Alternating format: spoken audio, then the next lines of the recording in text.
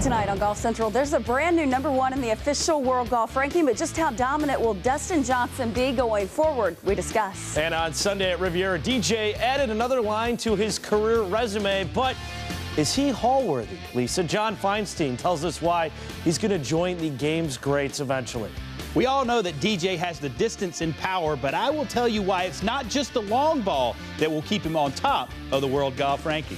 DJ, Jordan, Jason, and Rory represent 5 questions that will help us decide who is the best of the best next on Golf Central.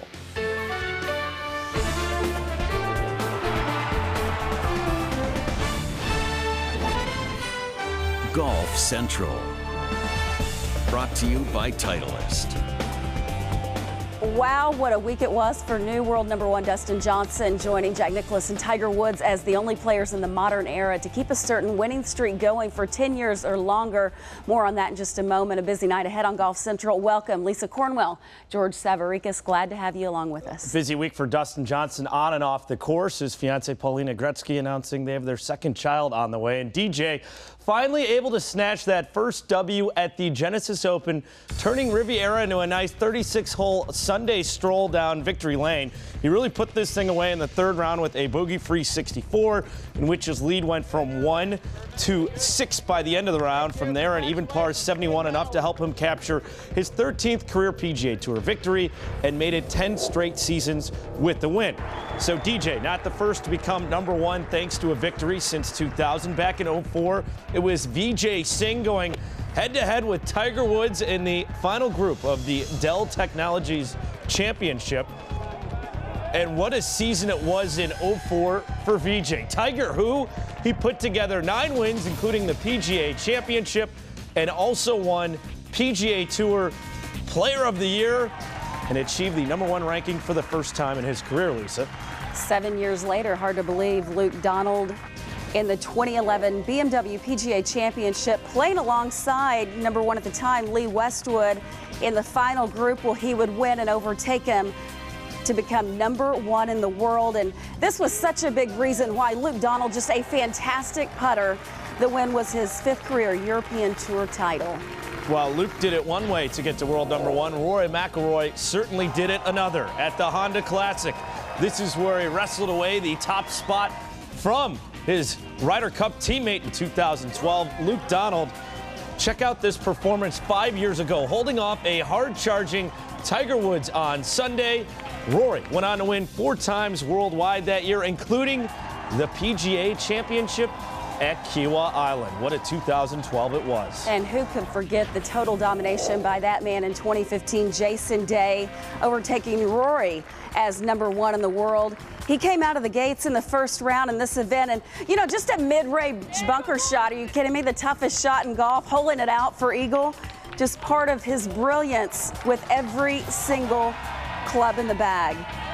Day collected his 5th win on tour that season. He would go on to win 3 times in 2016.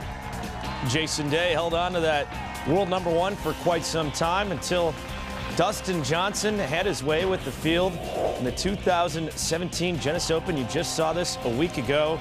DJ makes it lucky number 13, his first victory this season. Here's Dustin Johnson on what becoming #1 means to him. I mean, I come into a golf tournament, I prepare to put myself in a position to win on Sunday. What number in the world I am. I mean, yeah, obviously I'd like to be #1, but, you know, that's not something I'm thinking about. I'm thinking about, you know, playing golf and, you know, shooting the best score I can and, you know, standing up on that podium on Sunday. That's what I want to do. And so, you know, what number in the world I am doesn't really matter as long as I'm holding that trophy at the end of the week. Growing up as a kid playing golf, I mean, you know, kind of the dream is to play on the PGA Tour. You know, never really thought about being #1 in the world, but once I got on tour and started winning some and, you know, got up in the top, you know, 10 in the world, obviously I knew it was definitely doable. And, you know, here I am and, you know, made it to #1. And so it's going to just push me to keep working harder and to stay there. Sunday, Dustin Johnson became just the 4th player in PGA Tour history to win at Oakmont, Pebble Beach, and Riviera. Talk about 3 great layouts. He joined the likes of Ben Hogan, Johnny Miller, and Sam Snead. All four of those players won a U.S. Open at Oakmont, the site where Johnson claimed his first major championship of his career last summer. Lisa. Trip Eisenhower and Matt Adams here to give some insight on Dustin Johnson and his absolutely dominating performance over the weekend, all 4 days actually, a 5-shot win. It was kind of surprising though, Trip, in his post-round interview, he was talking about the last 7 holes. He wasn't really pleased with how he played. Did those comments surprise you a bit? No, and I think it's good. I'm glad that he said that because, you know, I think this will help DJ going forward when you look at a couple of things. You look at Tiger Woods, and when he got leads like that, he became more focused. It tightened his golf, and it became even more spectacular. That's why we saw him win by even wider margins. You know, you get a 9-shot lead or 7-shot lead, you start to get a little lackadaisical, and I think this could be good for DJ because he has the ability to build these big leads. But I think now in the future he'll go, you know what? I don't want to win by 9 or 7. I want to win by 8. I want to win by 9. I want to win by 10. That's the kind of focus that will help him. He's that talented. He can separate himself from the field. So I like that he said, you know what? I didn't play my best coming down the stretch. Overall, I'm happy, but I need to do a little better job when I get a lead like that. What was your biggest takeaway? Well, certainly there are areas where we all focus on with Dustin Johnson, and that's his power off the tee. We all automatically go there. But I had a chance to speak with Claude Harmon III earlier today, and I was asking him about what DJ was working on, and he said it really wasn't about brawn, it was about nuance. And 1 year ago, he got a TrackMan specifically to work on his distances from 100 to 150 yards in. In 2015, he was ranked 108th in that category. Last year, he finished 72nd. This year, he is 28th for Dustin Johnson. So he's taking what was a weakness in his game, and he's turning it into a strength. Dustin Johnson's held that spot for all of 1 day. How about the two guys who have held it longer than anybody in the history of the rankings? Well, that being Greg Norman.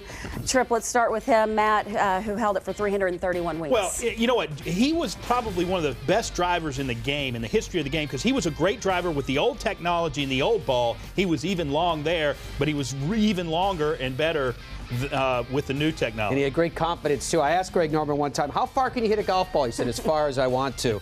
Here then, Tiger Woods, who had it for an incredible 683 weeks when it was all said and done, weaving together 7 different times. All right, so how long can Dustin Johnson stay there? And I don't mean consecutively. Obviously, we're talking about Jason Day, 51, but it's going to go back and forth. But do you see him being a dominant number one? Well, I do for a couple of reasons. And I think, to your point, Matt, about the work with the wedge game, what I think was really good for DJ was when he put that work in, he saw immediate results. You know, you combine that with being a father now for the 2nd time. That kind of maturity. I think that all that aspect to DJ, he goes, you know what? I like where I'm at. I like everything that I'm doing.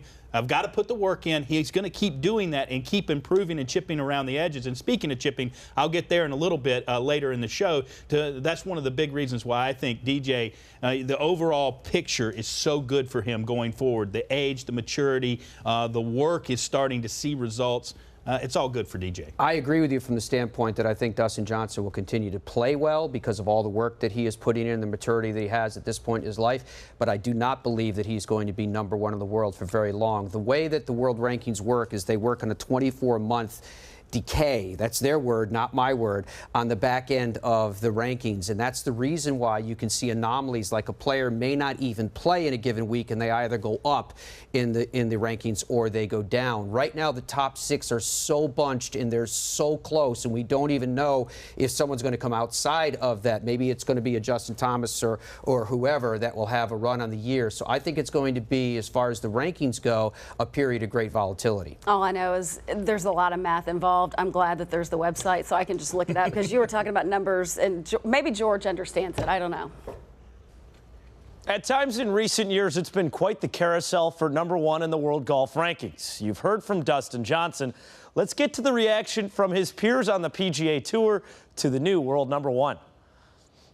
He's closed big tournaments. He won a U.S. Open in style, and no surprise to us players, and I don't think too much surprise to many others, although he was given a hard time for a long time about close calls in majors. So it was a cool breakthrough win, and it's like I'm sure I had said, as well as many other people, you know, once that happened, that was a big monkey off his back, I think, mentally, and it frees him up. Dustin's taking it, just enjoy it, because, I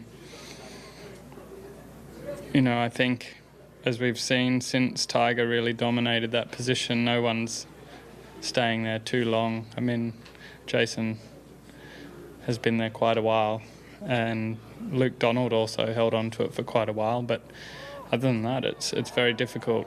The target's on your back and everyone's coming for you, and there just isn't that separation between the top players that there was for that long period of time when Tiger was far ahead. Let me guess, it's about losing world number one, is that correct? I think he's going to do just fine. He's been, I think he's won every single year that he's been out here.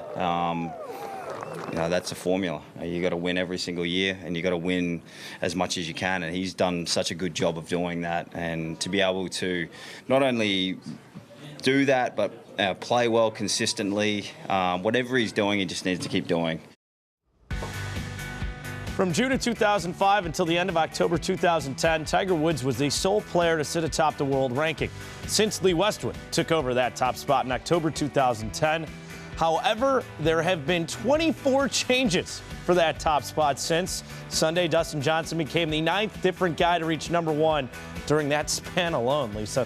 One of those former world number ones is Rory McIlroy, who's been recovering from a stress fracture in his rib. And he's still targeting, though, next week's WGC Mexico as his return. McIlroy has not played since finishing runner-up in the South African Open back in mid-January.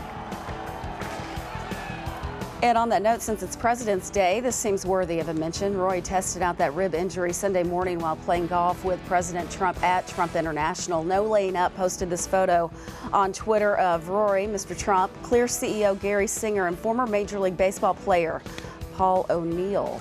McIlroy told No Laying Up that he didn't get the invitation until the night before and wasn't planning to play for another week, but decided to make an exception for the president.